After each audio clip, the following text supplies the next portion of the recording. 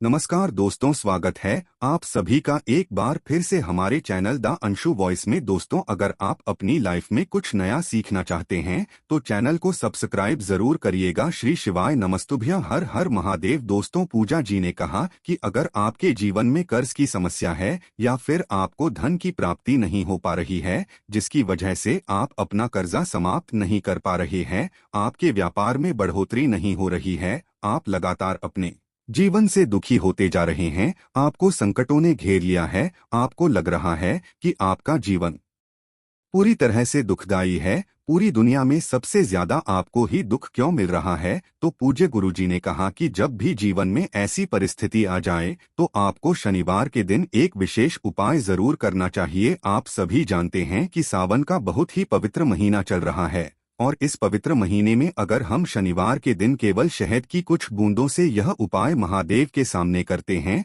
तो यकीन मानिए हमारी सारी मनोकामनाएं महादेव की कृपा से बहुत ही जल्द परिपूर्ण होती है। तो चलिए जानते हैं क्या है वह उपाय, लेकिन उससे पहले अगर आप भोलेनाथ जी को सच्चे दिल से मानते हो तो इस वीडियो को लाइक करें और चैनल को सब्सक्राइब करके कमेंट में हर हर महादेव और जय शनिदेव जरूर लिखें। गुरुजी ने कहा कि जीवन में कभी कभी ऐसी परिस्थिति आ जाती है कि हमें लगता है कि हमारे ऊपर सारे संकट आ गए हैं, हमारे जीवन में सारे बिगड़े एक साथ आ गए हैं। जब भी ऐसी स्थिति आ जाए तो आपको यह विशेष उपाय जरूर करना चाहिए। देखिए, इस वीडियो में हम पूज्य गुरुजी द्वारा बताए गए दो विशेष उपायों की बात करेंगे। पहला उपाय उन लोगों को करना है जिनके जीवन में धन की प्राप्ति नहीं हो पा रही हैं, जिन्हें कर्जे की समस्या से परेशान होना पड़ रहा है, धन प्राप्ति के सारे रास्ते बंद हो गए हैं। पहला उपाय उनको करना है और दूसरा उपाय उन लोगों के लिए है जिनको अपनी कोई भी मनोकामना महादेव से परिपूर्ण करानी है। चलिए बात करते हैं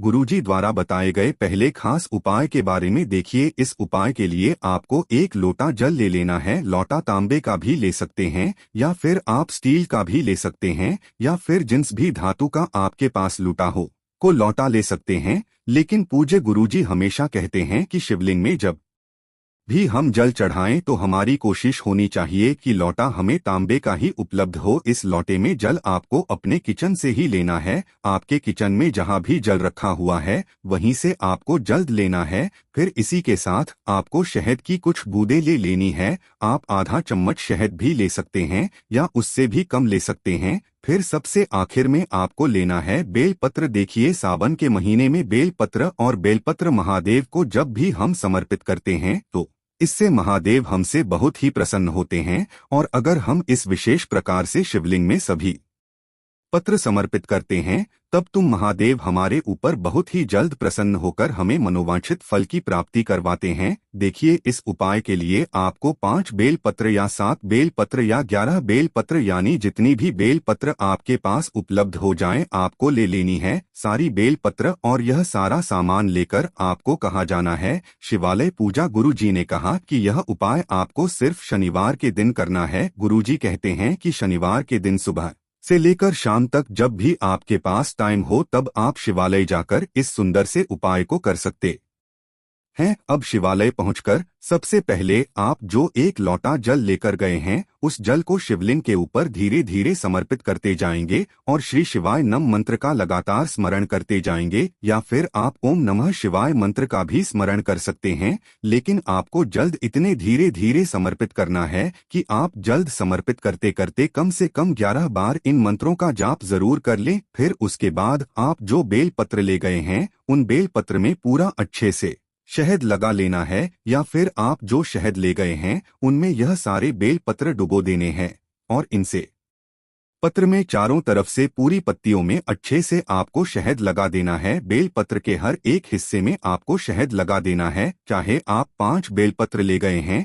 चाहे 7 ले 11 ले गए हैं, जितने भी बेलपत्र आप ले गए हैं वो सारे समय आप सहित में डुबो देंगे। फिर उसके बाद इन्हें बेलपत्र से आप शिवलिंग में श्रृंगार करेंगे, यानी एक बेलपत्र शिवलिंग के ऊपर रख देंगे, फिर दूसरा शिवलिंग के ऊपर रख देंगे, तीसरा शिवलिंग में कहीं पर चिपका देंगे, फिर चौथा शिवलिंग में कहीं पर चिपका देंगे, यानी शिव पिंडी जो होती है उसी में आपको ये 5 या 7 या 11 जितनी भी आप बेलपत्र ले गए हैं उन बेलपत्र को आप समर्पित कर देंगे और साथ ही साथ आपके जीवन में जो कर्ज की समस्या है या जो धन प्राप्ति की समस्या आ रही है, आपको जो धन प्राप्त नहीं हो पा रहा है, धन प्राप्त होने में विघ्न आ रहे हैं, आपको कोई रास्ता नजर नहीं आ रहा है, उसको दूर करने के लिए आप महादेव से प्रार्थना कर लीजिए कि है मेरे महादेव, मेरी यह समस्या चल रही है, इसको समाप्त करने की कृपा पाने के लिए कुछ ऐसी प्रार्थना करते जाइए, मंत्र का स्मरण करते जाइए, श्री शिवाय नमस्तुभ्यम मंत्र का जाप करते जाइए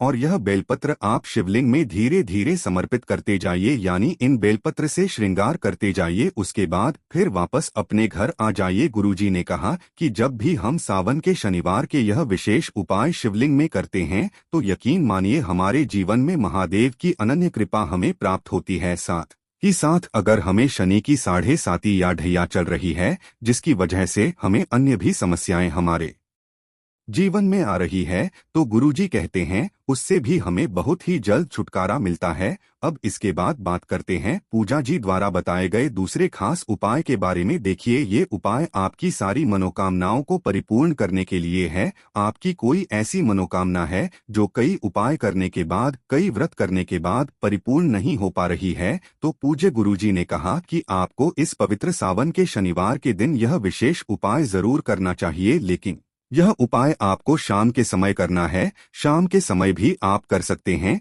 या फिर रात में भी आप कर सकते हैं। इस उपाय के लिए आपको सिर्फ 2 दीपक की जरूरत पड़ेगी। दीपक आप अपने घर पर शुद्ध आटा मारकर ही बनाएंगे। उस आटे में आपको किसी भी प्रकार की अन्य कोई सामग्री नहीं मिला नहीं है, ना ही नमक मिलाना है और ना ही अन्य कोई सामग्री मिलानी है। शुद्ध आटा मानकर आप 2 दीपक तैयार कर लेंगे। इन दोनों दीपक में आप लंबी रुई की बत्ती लगाएंगे और साथ ही साथ इसमें आप सरसों का तेल का उपयोग करेंगे। अगर आपके पास सरसों का तेल नहीं है तो फिर आप शुद्ध देसी घी का भी इस्तेमाल कर सकते हैं। अब कि इन दीपक को आप कहां पर रखेंगे, देखिए।